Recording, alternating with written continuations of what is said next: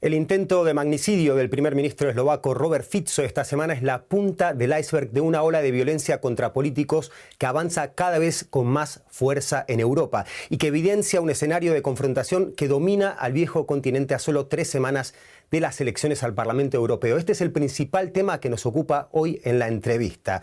Para ello tenemos la oportunidad de contar con Juan Fernando López Aguilar, eurodiputado español del PSOE y desde hace años presidente de la Comisión de Libertades, Justicia e Interior del Parlamento Europeo. Señor López Aguilar, le habla Leandro Fest. Muchas gracias por concedernos esta entrevista. Ataque a la democracia, así definieron los líderes europeos casi al unísono el intento de asesinato contra Fico. ¿Hasta qué punto el clima de división y violencia política amenazan la democracia en Europa? Amenaza la propia idea de Europa. Su lema es unida en su diversidad y eso requiere respeto mutuo y sobre todo respeto a las reglas que nos damos. La violencia política, el discurso del odio que propende a la violencia y el crimen del odio atentan no ya contra la democracia y la idea europea de democracia que exige respeto al pluralismo político, respeto a las libertades, a los derechos fundamentales, a la dignidad de todas las personas, respeto a la ley, sino atenta contra la propia construcción europea. Está, por tanto, en cuestión la propia existencia del proyecto europeo. Tenemos que parar esto. Y no puede haber ninguna connivencia con el discurso del odio que propende siempre a la violencia y al crimen de odio. Desde luego no puede haberla tampoco por parte de la derecha convencional, que ha pactado con la extrema derecha que galopa y surfea esa ola que polariza a través de la estigmatización de enteras categorías de personas y de la excitación de los instintos que atentan contra la convivencia de acuerdo con las reglas que nos hemos dado. Señor López Aguilar, mencionaba usted el discurso del odio, los populismos, la extrema derecha, la división social. ¿Cuál cree usted que son las causas que generan este caldo de cultivo para la violencia contra los políticos? No creo que haya un asunto que haya preocupado más a la socialdemocracia y soy socialista en los últimos años que precisamente esta descomposición de la comunicación política y del lenguaje con el que se hace la política. En la medida en que las redes sociales han exacerbado a través de los algoritmos la polarización y la radicalización, alimentando los instintos, las emociones y sobre todo contraponiendo la propia identidad con supuestamente identidades incompatibles con la propia, la política se ha hecho más irrespirable, más difícil de practicar. La política exige muchísimo diálogo y a una escala como la europea es fácil imaginar cuánto hace falta comprender que uno no está solo, que uno necesita entender el punto de vista del otro. La Unión Europea es una unión en su diversidad, son 24 lenguas oficiales, 27 Estados miembros, 450 millones de ciudadanas y ciudadanos. Solo entendiendo nuestras diferencias y siendo capaces a través de un diálogo constante, incesante, infatigable y una negociación de 24 horas al día sobre 24, podemos llegar a soluciones compartidas y a una legislación que nos vincule a todos. Si, por el contrario, nos abandonamos a ese tribalismo cada vez más jibarizado e infantil que practican las redes sociales, que exacerban la propia identidad, contraponiendo tus emociones a la del otro, y esos algoritmos te propenden un discurso envilecido, encanallado, cargado de odio, es cada vez más fácil que gente energuménica, que gente que ha renunciado a razonar y argumentar, acabe propendiendo a través del discurso del odio a la violencia y al crimen de odio. Esta es la secuencia, es muy complejo, pero tenemos que estar muy alerta de cuánto está en juego. Y por tanto es imprescindible que las fuerzas políticas que tenemos sentido de responsabilidad y la representación de la ciudadanía a la que nos debemos, exijamos un regreso al respeto mutuo que nos debemos, a la dignidad de todas las personas y por supuesto a la ley democráticamente legitimada, cualquiera que sea el coste, es mejor que el baño de sangre en que se ha hundido la Unión Europea o la construcción europea, Europa en el pasado. Y no digamos que tengamos que asistir de nuevo a una ola de magnicidios o de atentados disparatados contra la integridad física, la seguridad o la vida de los demás. Si sea primer ministro o no, la violencia es siempre inadmisible, debe ser erradicada del paisaje europeo. Señor López Aguilar, hace 2 semanas aquí en Alemania le partieron literalmente la cara a un eurodiputado del Partido Socialdemócrata alemán El propio Matías Ecke asegura que sus atacantes estaban ligados a grupos de extrema derecha. El problema no es nuevo en Alemania, donde en 2019 un neonazi asesinó al político conservador Bernd Lübke y donde la violencia de grupos de extrema derecha crece de manera exponencial desde hace años. Alemania es un ejemplo, pero el problema es europeo. Hay una violencia de ultraderecha que no entiende de fronteras. Es el momento de pararse a pensar, hacer un alto del camino y hacer un llamamiento.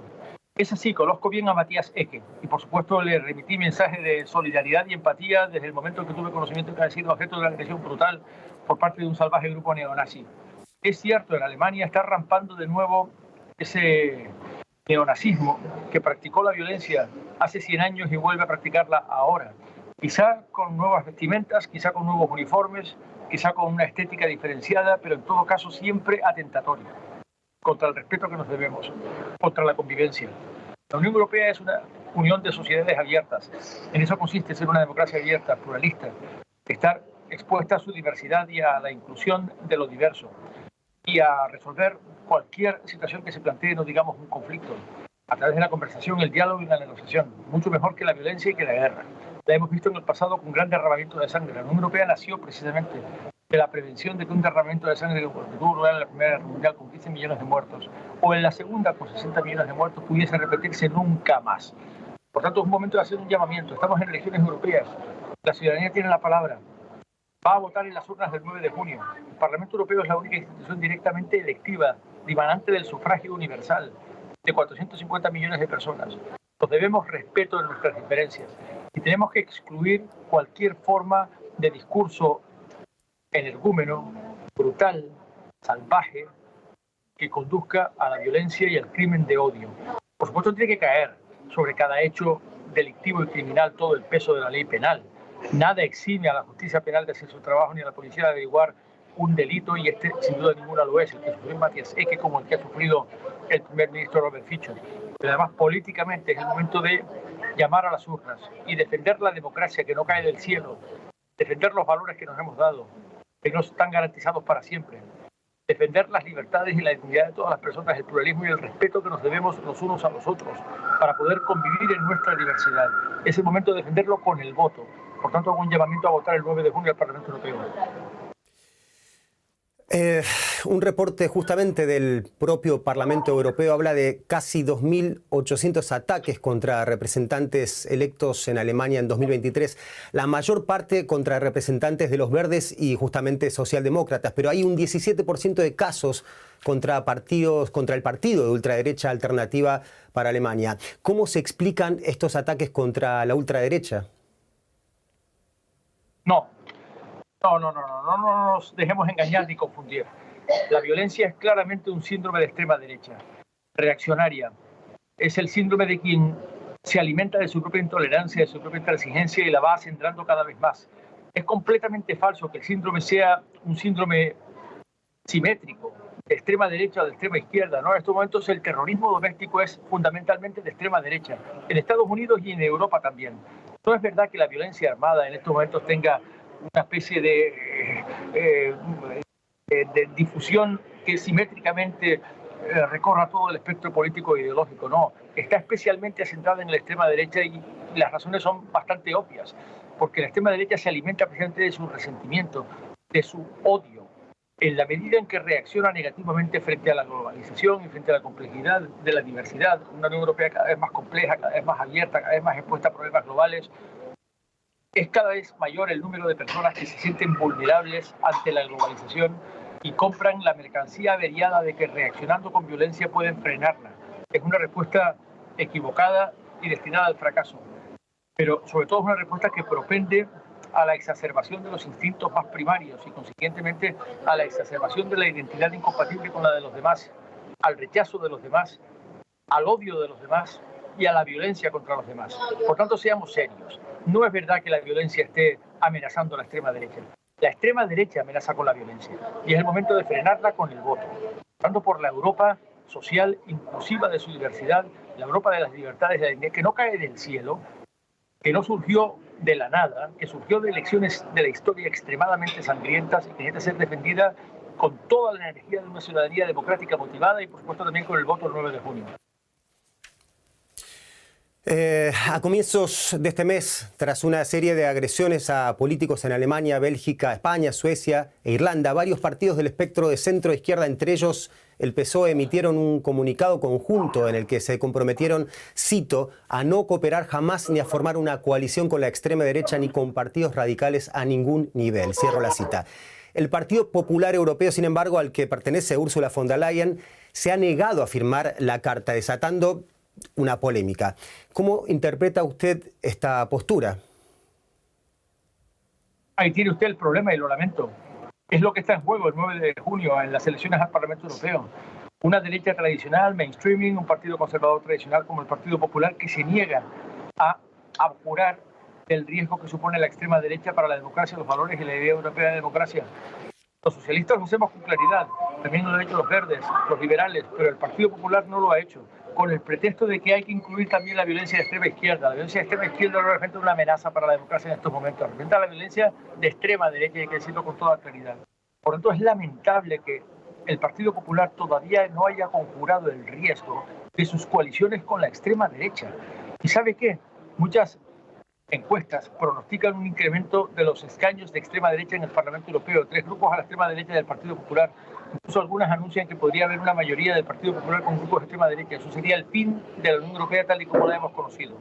Hace falta una mayoría proeuropeísta identificada con la razón de ser de Europa. Es inclusiva de su diversidad. Y es una Europa social, correctora de desigualdades. Ese es el acento socialdemócrata. Pero sobre todo defensora del legado de enseñanzas de la historia del que arrancó la integración supranacional europea después del desastre al que condujo el auge del fascismo y los totalitarismos en la Segunda Guerra Mundial. Por tanto, este es el momento de llamar la atención sobre cuánto está en juego y decirle a la ciudadanía que conviene movilizarse, que uno no puede permanecer inane ni indiferente. Tiene que movilizarse positivamente por Europa y defenderla, además con uñas y dientes, con el voto. Parlamento Europeo el próximo 9 de junio.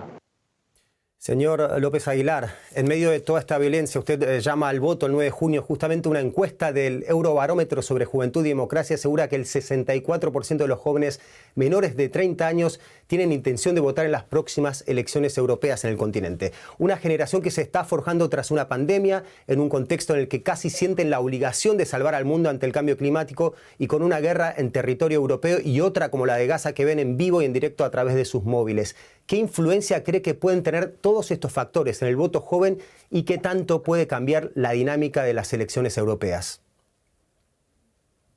El Parlamento Europeo es la única institución directamente electiva de la Unión, la única institución legitimada por el sufragio universal y todos los votos cuentan. Por supuesto el de la gente joven, pero también el de la gente mayor, de la gente de 60 años, que representa una franja demográfica muy importante en la sociedad europea, muy envejecida, por cierto. Todos los votos cuentan y todos tienen que movilizarse. Pero la campaña es precisamente una llamada de conciencia. Vamos a las urnas a elegir la única institución que nos representa en la arquitectura europea. El Parlamento Europeo dimana del sufragio universal, 450 millones. Todos los escaños se reparten. Y el mensaje es que ninguno debe repartirse sin que participe la gente que puede hacerlo, incluida, por supuesto, la gente joven. La gente joven tiene que saber que va a vivir el resto de su vida en la globalización. Necesitan una escala de representación globalmente relevante. La única a su alcance, la que les está dada, tu ciudadanía, les pertenece, es el Parlamento Europeo. Cuando le digo a la gente joven, movilízate, mueve tu voto, vota, porque el Parlamento Europeo te representa y te pertenece, y tú perteneces al Parlamento Europeo. No dejes que nadie vote por ti, ni que los escaños se repartan sin ti. Toma las riendas de contribución a la gobernanza democrática y en valores de la globalización. Y apuesta por ese Parlamento Europeo que tiene una ciudadanía que te mejora y te enriquece, te perfecciona, te hace más fuerte en la globalización. Una ciudadanía que te pertenece también, además de la local, además de la regional, además de la estatal, te pertenece la ciudadanía europea. La disfrutas, ¿verdad? Disfrutas la libre circulación, la libre elección de residencia, la libre elección de tu emprendimiento profesional o emprendedor o empresarial, tu establecimiento empresarial, las mercancías que disfrutan, circulan libremente en la Unión Europea, pues haz circular también tu voto al alcance europeo y hazte representar en el Parlamento Europeo porque decidirá tus recursos, tus derechos, la legislación penal que te protege contra la criminalidad transnacional grave, que protege contra los tráficos ilícitos o la pornografía infantil, que te ayuda a gobernar la agenda digital, que te ayuda a incorporar energías verdes, a ser relevante en el mundo con una voz unitaria, audible y respetada. Esa ciudadanía puedes ejercerla el 9 de junio. Hazlo.